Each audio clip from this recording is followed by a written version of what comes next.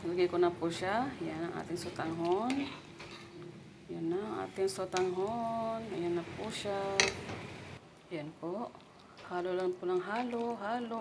Ayan ang ating sotanghon. Ayan, meron po siyang kikiam. Ayan, may tilaong sardinas. Yan po. Yan po ay mga ano po yung mga pechay yan. Yan.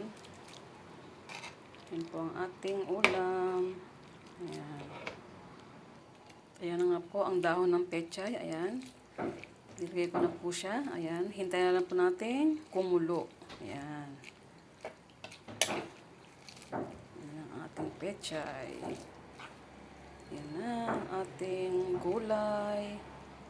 Ayan.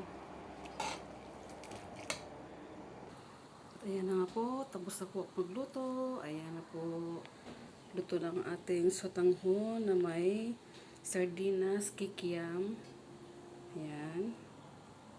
Ayan na nga po siya. Luto na siya. At syempre, meron tayong partner na tuyo. Ayan.